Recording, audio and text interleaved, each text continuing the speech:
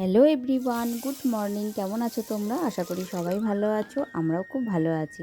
মৌসুমি lifestyle থেকে তোমাদের অনেক স্বাগত, অনেক ভালোবাসা। চলে এলাম আবার একটা নতুন ভিডিও নিয়ে।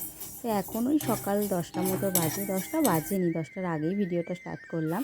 সকাল সকাল এখন উঠে পড়ছি, এত গরমে আর শুয়ে থাকছি না, তাড়াতাড়ি উঠে কাজকর্ম সেরে নেওয়ার চেষ্টা করছি।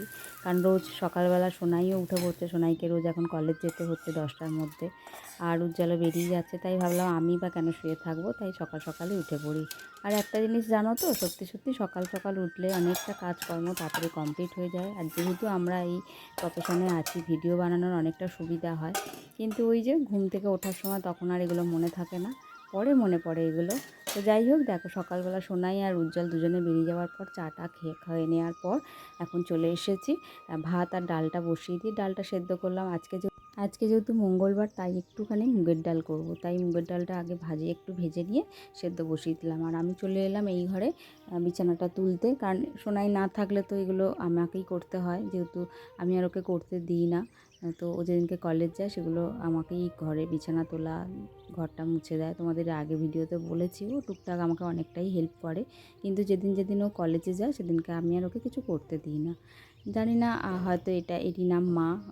মানে কলেজে যাওয়ার সময় বা এসে আমি কোনো কাজটাই ওর জন্য ফেলে রাখি না। মনে হয় কষ্ট হচ্ছে, রোদ গরমে যাচ্ছে, থাক।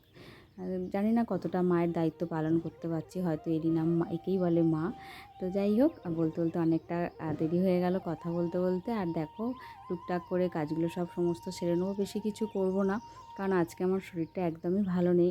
আজকে শুধু না, কয়েকদিন ধরেই আমার শরীরটা একদম ভালো নেই।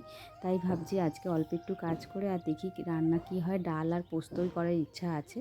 তো চলো ভিডিওটা দেখতে থাকো। আশা করছি আজকের ভিডিওটা তোমাদের খুব ভালো লাগবে। কেউ স্কিপ না করে ভিডিওটা পুরো দেখতে থাকো, সঙ্গে থাকো।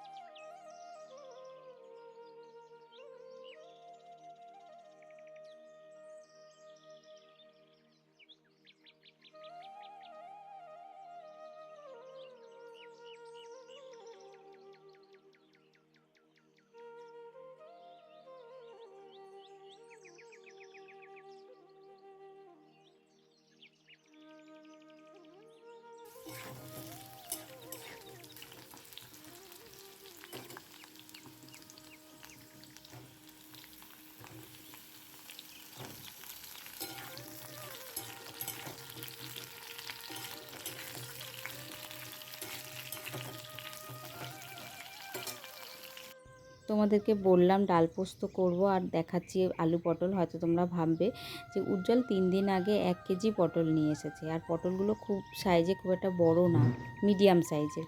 তো পটলগুলো কিভাবে খাবো? রোজ ভাজা করছি, তরকারি করছি, পটলের যে দোরমা করব, আমার সাইজটা দেখে ইচ্ছা করছে না। কারণ পটল আমার দোরমা খেতে ভালো লাগে, বা পটল পোস্ত, গোটা গোটা পটলের পোস্ত খেতে খুবই ইচ্ছা করে। তো সেইগুলো হচ্ছে অনেকটা বড় বড় বেশ পটল থাকবে, আমার খুব পছন্দ হয়। কিন্তু এই পটলগুলো আমার খুব একটা পছন্দের হয়নি, কারণ ছোট ছোট একদম এনেছে। 1 কেজি পটল উজ্জ্বলকে গচিয়ে দিয়েছে। তো যাই হোক, কী করব, তো প্রতিদিনই ভাজা একটু করে করে করে করে করে শেষ করছি। আর আজকে ভাবলাম নিরামিষ। উজ্জ্বল পটল আলু নিরামিষ তরকারিটা খেতে খুবই পছন্দ করে। তাই রান্নাঘরে এসে যখন ফ্রিজটা খুললাম, তাই ভাবলাম যে ডাঁটা আলু পোস্তর সাথে একটু ওকে পটল আলু নিরামিষ তরকারিটা করে দিই। কারণ ও খুবই সত্যিই খুব পছন্দ করে। আর আমাদের একদম শোনাই, আমি তো পটল আলুর শুধু নিরামিষ ঝোল খেতে চাই না, ওতে একটু চিংড়ি মাছ মানে পড়লে ভালো লাগে খেতে। তো যাই হোক, আজকে যেহেতু পটলগুলো রয়েছে বলে, তাই ওকে একটুখানি ভাবলাম সামনের পাতে একটু পটল আলুর তরকারি করে রাখি, রাত্রিরে রুটি দিয়েও ও খেয়ে নেবে। ও ভীষণ পছন্দ করে নিরামিষ ঝোলটা খেতে। তাই আর এই দেখো, এই যে পটলগুলো আবার আজকেও ভাজা করছি। প্রতিদিনই ভাজা করে করেই চালাচ্ছি, কি করব, শেষ করতে হবে, ফেলেও তো দিতে পারছি না। আর আজকে রান্না হলো ওই যে ডাল পোস্ত আর উচ্ছে দিয়ে মুগের ডালটা করব। দেখো কড়াটা একদম আমার পুড়ে গেছে। এই কড়াটা আমাকে এবারে বাদ দিতে হবে, কারণ কড়াটা আমার অনেক দিনকার হয়ে গেছে আর পাতলা হয়ে গেছে। একটু কিছু ভাজতে গেলেই কড়াটা পুরো পুড়ে যায়। তো ভাবলাম উচ্ছে ভাজছি যখন, আজকে এই কড়াটাতেই করি। আর কড়াটা আমার ভীষণ পছন্দের কড়া, তাই আমি এই কড়াটাকে বাদ দিতেও পারছি না। বেশ ছোট্ট মতো কড়াটা, খুব ভালো লাগে। বেশি বড় কড়াই আমার ইচ্ছা করে না রান্না করতে। তো যাই হোক, দেখো আমার এখানে উচ্ছের ডাল হয়ে গেছে, পটল আলুর যে তরকারি আর ডাঁটা আলু পোস্ত করে নিয়েছি। তো এই ছিল আজকে আমাদের মেনু, আর তার সাথে সঙ্গে পটল ভাজা। আর উজ্জ্বলকে এখন খেতে দিয়ে দেবো। তো উজ্জ্বল এখন খাওয়া দাওয়াটা করে নিক। আর সোনাই এখনও কলেজ থেকে ফেরেনি, তো সোনাই ফিরলে সোনাই আমি দুজনে একসাথে খেয়ে নেবো।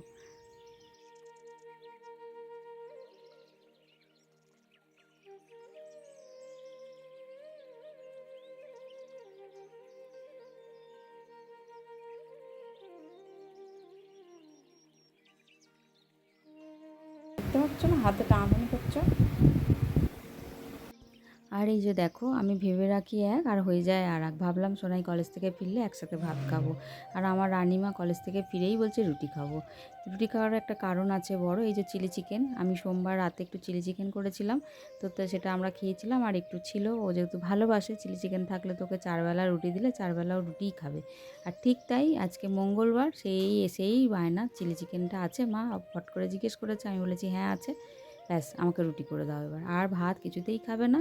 বারণ করলাম যে রুটি খাস না, সন্ধ্যাবেলা করে দেবো, কিন্তু হবে না, এখনই আমাকে রুটি করে দাও। রুটি করলে খাবো, নাহলে কিছু খাবো না। অগত্যা ওই যে মা, প্রথমেই ভিডিওতে শুরুতে বলেছি এরই নাম মা। সঙ্গে সঙ্গে আবার এই তখন 3টে মতো বাজে, আবার আটা মেখে রুটি করে দিলাম। ও চিলি চিকেন দিয়ে রুটি খেলো, আর আমি ভাত খেয়ে নিলাম। তারপরে দেখো, বলতে বলতে সোনায়েরও শরীরটা খুব একটা ভালো নেই, ফল তো খেতে চায় না। তো আজকে যেহেতু ওর শরীরটা ভালো নেই, ওকে ডাক্তারকে বলে আর কি, মানে ভয় দেখিয়ে একটু ফল কেটে দিচ্ছি, বেদানা আর খেজুর। তো সেটাই ও এখন কেটে দিচ্ছি, খাবে। তারপরে বিকালবেলা আমার একটু কাজ আছে, আমি এখন একটু রেস্ট নেবো, নিয়ে কাজে বেরোবো।